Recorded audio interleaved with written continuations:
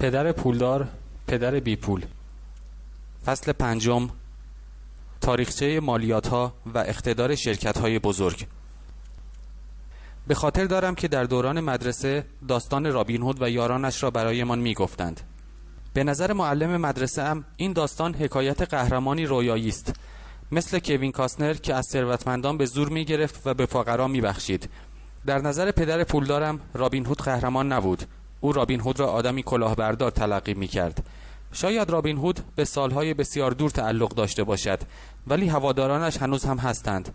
بارها شنیدم که مردم میگویند چرا ثروتمندان بابت این مسئله پول نمیدهند، یا مثلا ثروتمندان باید مالیات زیادی بپردازند و آن را به فقرا بدهند. این همان نظریه رابین هود یا نظریه از ثروتمند بگیر و به فقیر بده است که بیشترین گرفتاری را برای طبقه فقیر و متوسط به وجود آورده است. دلیل اینکه طبقه متوسط مالیات سنگین‌تری می‌پردازد به همان نظریه رابین هود مربوط می‌شود. واقعیت عمده این است که ثروتمندان عمدتاً مالیات نمی‌دهند. طبقه متوسط است که در جهت فقرا به ویژه به تحصیل کرده‌هایی با درآمدی بالاتر از طبقه متوسط مالیات می‌دهند. باز هم می‌گویم برای درک کامل چگونگی رخ دادن مسائل لازم است نگاهی عمیق به تاریخچه آنها بیاندازیم. بایستی به تاریخچه و سرگذشت مالیات‌ها نگاه کنیم. اگرچه پدر فوق‌العاده تحصیل کرده‌ام، در مورد درس تاریخی که در دوران مدرسه می‌خواندیم تخصص داشت، اما پدر پولدارم خود را متخصص در تاریخ مالیات‌ها می‌دانست. پدر پولدار برای من و مایک توضیح داد که معمولاً در انگلستان و آمریکا چیزی به نام مالیات وجود نداشت. هر از گاهی مالیات‌هایی در جهت هزینه‌های جنگی از مردم وصول می‌شد. پادشاه یا رئیس جمهور با سخنرانی که می‌کرد از مردم می‌خواست که سهم خود را بپردازند. پرداخت مالیات در انگلیس از سالهای 1799 الی 816 بابت جنگ با ناپلئون از مردم وصول شد و در آمریکا وصول مالیات به دلیل جنگ‌های داخلی در سالهای 1861 الی 865 به عمل آمد.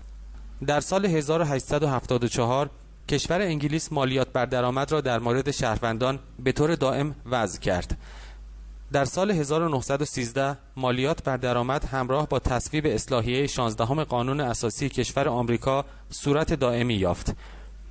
زمانی آمریکایی‌ها مخالف پرداخت مالیات بودند. یک بار که مالیات فوق‌العاده سنگینی بابت چای وصول شد، به مهمانی چای معروف در بندر بوستون انجامید که درگیری و آتش افروزی جنگ انقلابی را در پی داشت. تقریباً در حدود 50 سال طول کشید تا در کشور آمریکا و انگلیس نظریه مالیات بر درآمد معمولی در ذهن مردم جا بیفتد. چیزی که موجب شد تا این قراردادهای منسوخ تاریخی برملا شوند این بود که هر دو مالیات در ابتدا از طبقه ثروتمند وصول می‌شد. این همان نقطه مهمی بود که پدر مایک می‌خواست ما آن را درک کنیم. او توضیح می‌داد که نظریه مالیات‌ها با تفهیم فقرا و طبقه متوسط به این که این کار مجازاتی برای ثروتمندان است به طور عموم به وجود آمد و اکثریت نیز آن را پذیرفتند. بدین شکل بود که توده‌ها به این قانون رأی دادند و طبق قانون اساسی مجاز شناخته شد. اگرچه به ظاهر در جهت تنبیه ثروتمندان بود، ولی در واقع مجازاتی برای اکثریتی بود که به اتفاق رأی دادند، یعنی طبقه فقیر و متوسط. پدر پولدار گفت وقتی که دولت مزه پول را چشید، اشتهایش بیشتر شد. من و پدرت کاملا مخالف یکدیگر هستیم. او مقام اداری در دولت دارد و کارمند بوروکرات است. من سرمایه دارم. به هر دوی ما پول پرداخت می شود و موفقیت ما را با رفتار مخالفی می سنجند. به او پول می دهند تا آن را هزینه کند و مردم را به مزدوری بگیرد. هرچه بیشتر خرج می کند و هرچه بیشتر استخدام کند، تشکیلات او بزرگتر می شود. از نظر دولت، وسعت بیشتر تشکیلات او متضمن برآورده کردن انتظارات دولت است. از سوی دیگر در مورد تشکیلات من باید بگویم که هرچه افراد کمتری را استخدام می کنم و هزینه کمتری می پردازم، بیشتر مورد احترام سرمایه گذارانم قرار می گیرم. به این علت است که من اعضای حکومتی را دوست ندارم. آنها هدفهای گوناگونی در مورد تجار و کسبه دارند. همان گونه که دولت توسعه پیدا می کند، میلیون‌ها دلار مالیات جهت تأمین آن مورد نیاز است. پدر تحصیل کرده‌ام صمیمانه اعتقاد داشت که دولت بایستی به مردم کمک کند. او جان اف کندی و به ویژه نظریه سپاه صلح را بسیار دوست می داشت. او به این دلیل این نظریه را میپسندید که هم او و هم مادرم برای تعلیم و تربیت سربازان داوطلبی که به مالزی، تایلند و فیلیپین میرفتند در سپاه صلح کار میکردند. او همیشه برای افزایش کمک هزینه تحصیلی در بودجه شخصی خود تلاش چشمگیری می‌کرد تا بتواند افراد بیشتری را در بخش آموزش خودش جذب این کار کند. این شغل او بود. از آن زمان که 10 سال داشتم از پدر پولدارم میشنیدم که کارمندان دولت دسته‌ای از دزدان تنبل هستند و از پدر فقیرم میشنیدم که ثروتمندان چه آدم‌های کلاهبردار و حریصی هستند و بایستی که مالیات‌های سنگین بپردازند. هر دو نظریه نقاط ارزشمندی داشت. برای یکی از بزرگترین سرمایه‌دارها کار شاقی بود که در شهر کار کند و بعد به خانه برگردد و به عنوان پدری مطرح شود که یکی از کارگزاران معروف دولتی به حساب می آمد. نمیدانستم نظریه کدام یک را قبول کنم. اکنون که تاریخچه مالیات‌ها را مطالعه می‌کنید، چشمانداز جالب توجهی در برابرتان شکل می‌گیرد. همانطور که گفتم، تنها به دلیل اینکه توده مردم به نظریه اقتصادی رابین هود اعتقاد داشتند، تصویب لایحه مالیات‌ها امکان پذیر بود و آن نظریه گرفتن دارایی از ثروتمندان و بخشیدن به هر کس دیگری بود.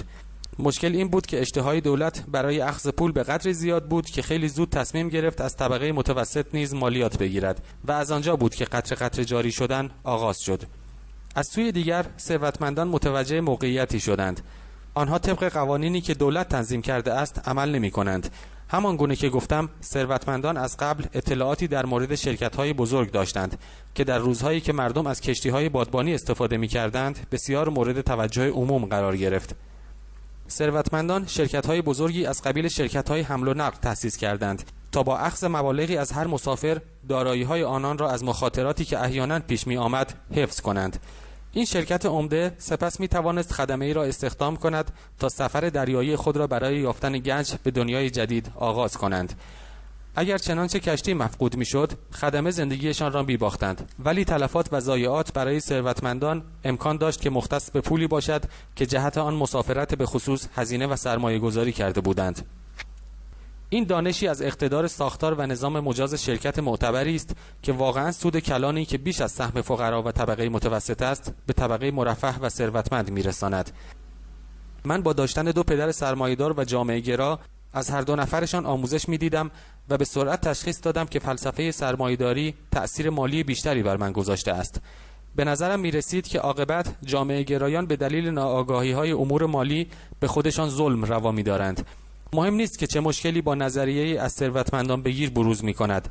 آدم‌های ثروتمند همیشه روشی را پیدا می‌کنند تا به آنها کلک بزنند و بدین علت است که مالیات‌ها همیشه از طبقه متوسط وصول می‌شود.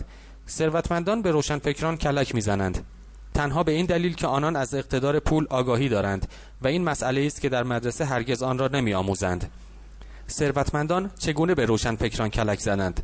زمانی که مالیات بنابر نظریه از ثروتمند بگیر از تصویب مجلس گذشت، مرتباً پول به حساب دولت واریز شد.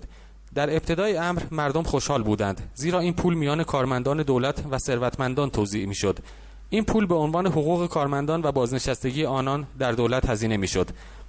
دولت استخر بزرگی پر از پول شد، ولی مشکل اداره مالی آن پول بود. در آنجا به معنای واقعی پول مجددی در کار نبود. به عبارت دیگر، اگر شما کارمند دولت بودید، سیاست دولت این بود که مانع از پولدار شدن شما باشد. اگر شما نمی توانستید سرمایه شخصی خود را خرج کنید، این خطر وجود داشت که در بودجه آینده خود آن را از دست بدهید. مطمئناً به عنوان فردی کارآمد به رسمیت شناخته نمی شوید. از سوی دیگر بازرگانان به دلیل پول فراوانی که دارند مورد احترام واقع می شوند و آنان را افرادی کارآمد می شناسند. همان گونه که چرخه هزینه دولت گسترش می یابد، تقاضای آنها برای وصول بیشتر می شود و نظریه‌ای که در مورد مالیات‌ها برای ثروتمندان بود، اکنون طبقه‌ای را هم که درآمد پایین‌تری دارند، یعنی طبقه متوسط و فقیر، شامل می گردد. سرمایه‌داران واقعی آگاهی در مورد امور مالی خود را تنها در یافتن راهی به منظور فرار از این مسئله به کار بردند.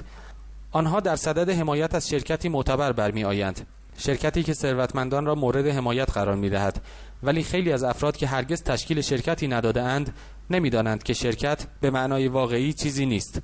شرکتی معتبر تنها به منزله پوشه بایگانی با تعدادی اوراق و اسناد است که در دفتر بعضی از وکلای مدافع وجود دارد که توسط دفتر نمایندگی یک دولت رسمی ثبت شده است.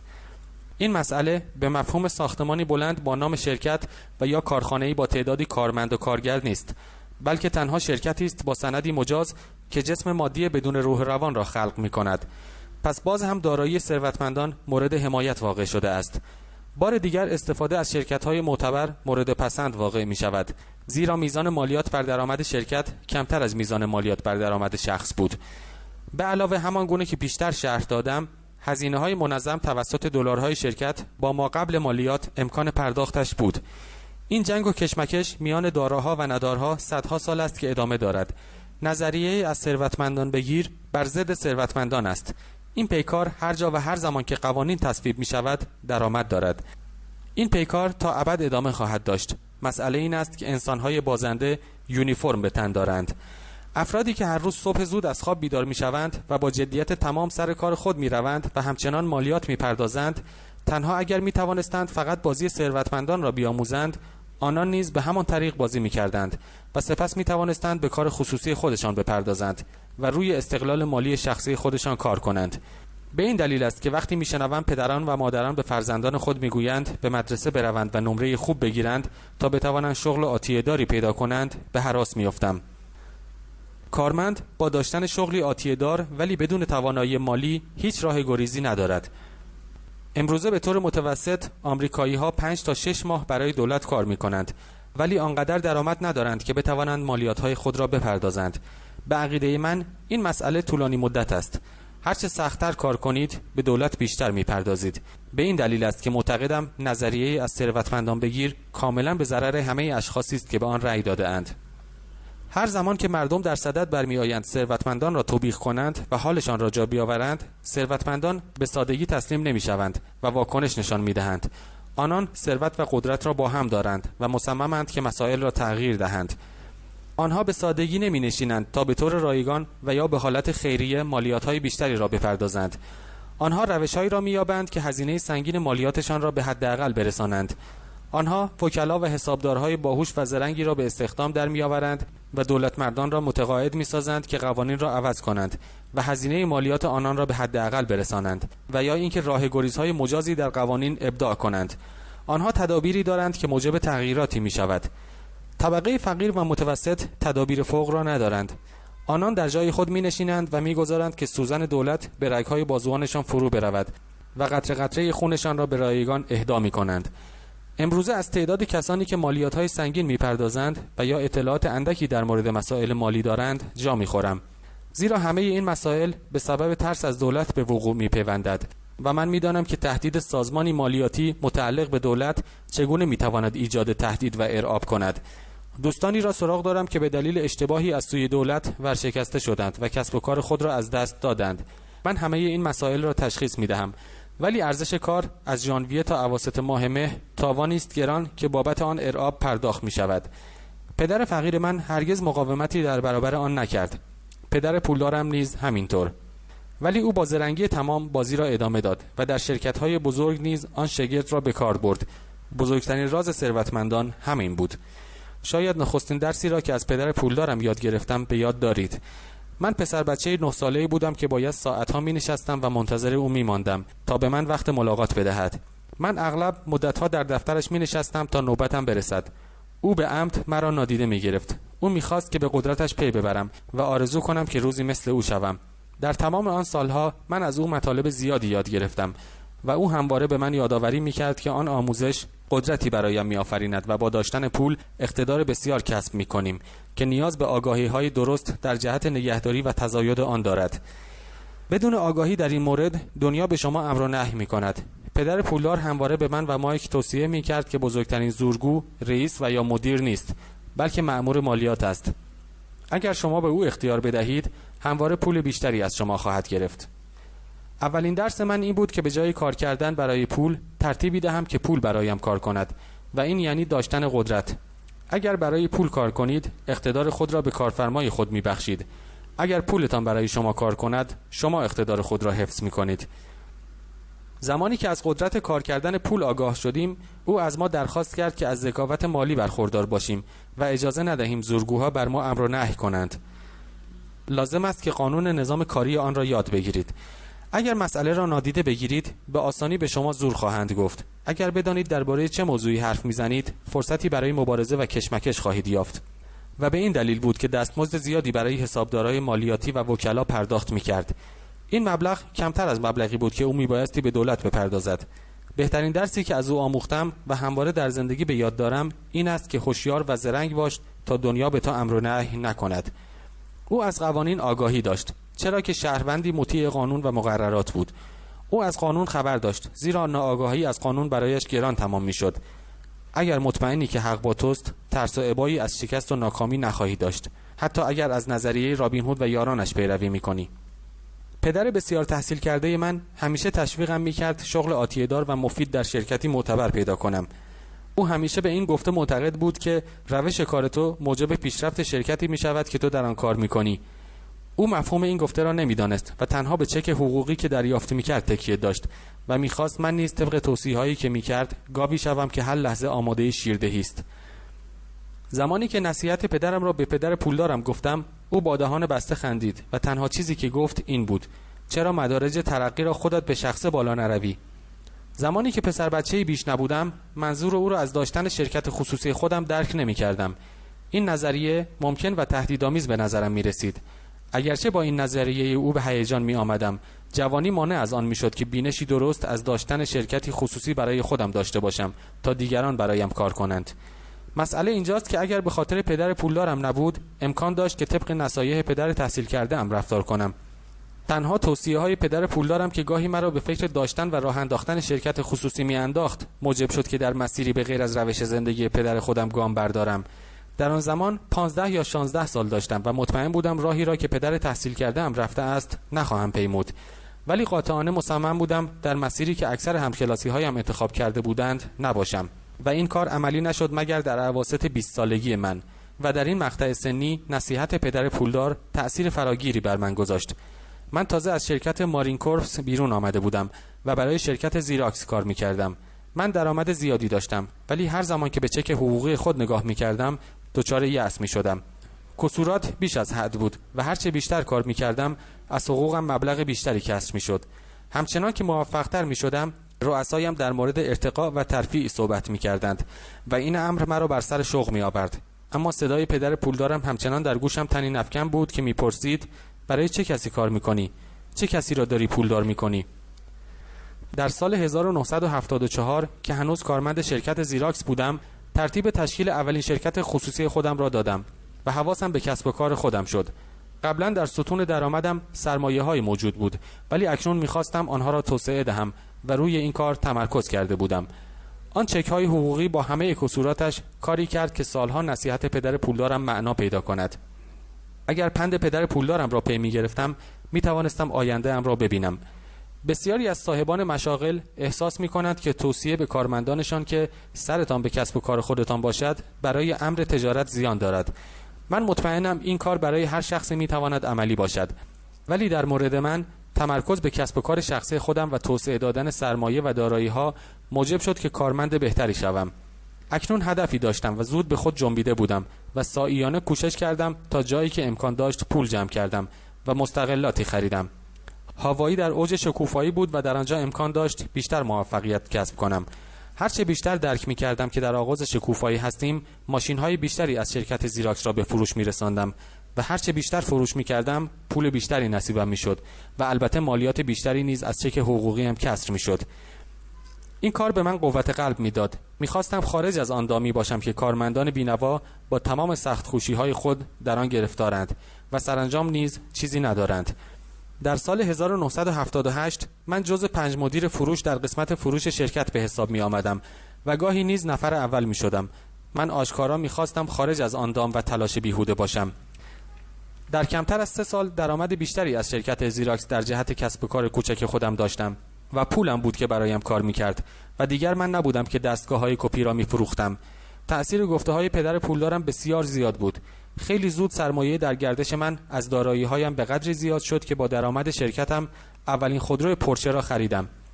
همکارانم در شرکت زیراکس گمان می‌کردند که من از پول کمیسیون و کارمزدم آن چیزها را می‌خرم، ولی اینطور نبود. من پول کمیسیون و کارمزدی را که می‌گرفتم سرمایه‌گذاری می‌کردم.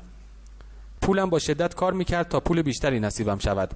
هر دلاری در ستون داراییم کارمندی کارا برایم محسوب می‌شد که با تلاش پیگیری که به خرج می‌داد، رئیس آنها یعنی من توانست پورشه بخرد، آن هم بدون دلارهایی که بابت آنها باید مالیات می‌دادم.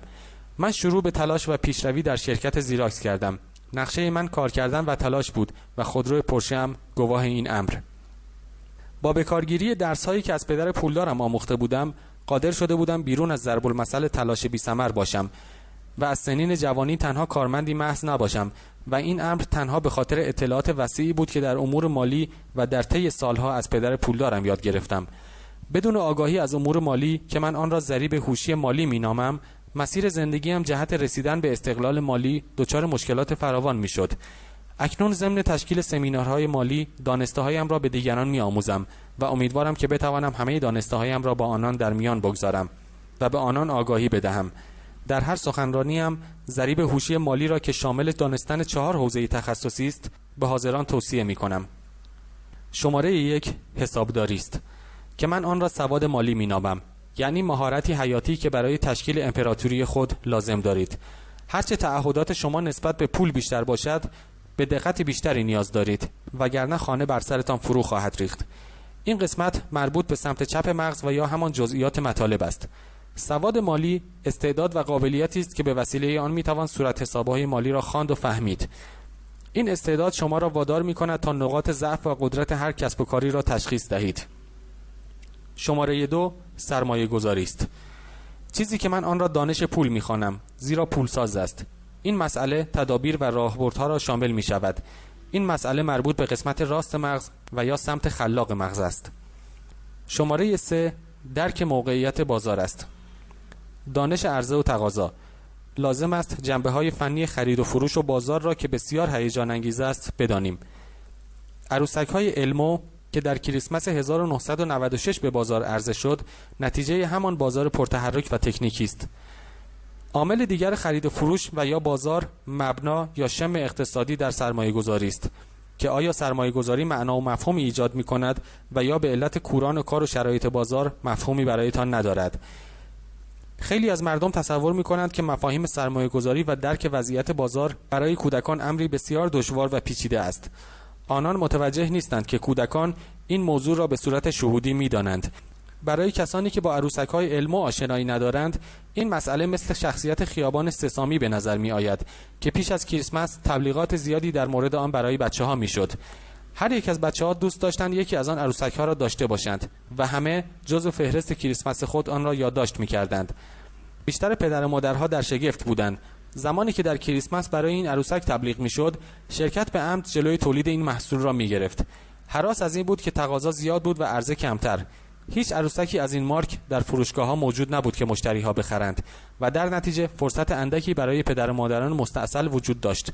والدین بدشانسی که نتوانسته بودند عروسکی از این نوع مارک پیدا کنند، مجبور شدند عروسک دیگری را برای کریسمس بخرند. محبوبیت شگفت‌انگیز عروسک‌های المو هیچ مفهومی برای من نداشت، لیکن می‌تواند مثال خوبی در مورد عرضه و تقاضای اقتصادی باشد. چون این مسئله می‌تواند در مورد اوراق قرضه، سهام، مستقلات و خرید و فروش کارت‌های مسابقه بیسبال نیز به وجود آید. شماره 4 قانون است. برای مثال، بهره‌گیری شرکت دارای مهارت‌های فنی در حسابداری، سرمایه‌گذاری و خرید و فروش می‌تواند به رشد جنجال برانگیزی برسد.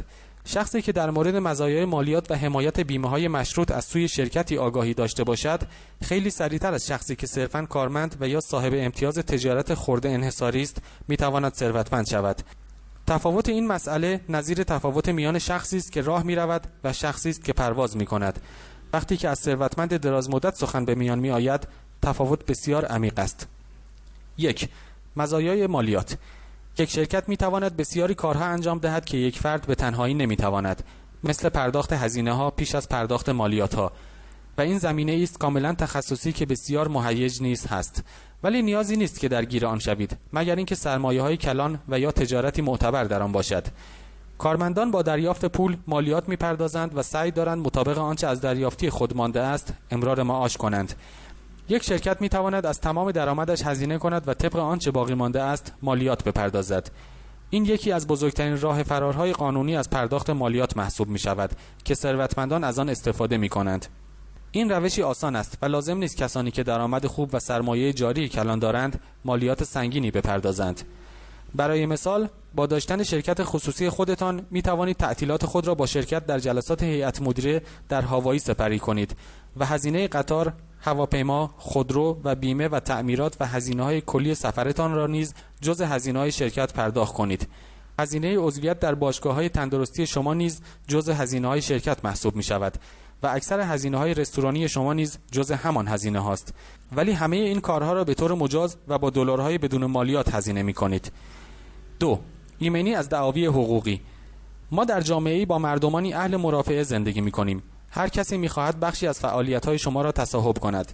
ثروتمندان بیشتر دارایی خود را با استفاده از ابزاری مثل شرکت‌ها و کارتل‌های بزرگ از دید طلبکاران خود مخفی و بدین ترتیب از دارایی‌های خود حمایت می‌کنند.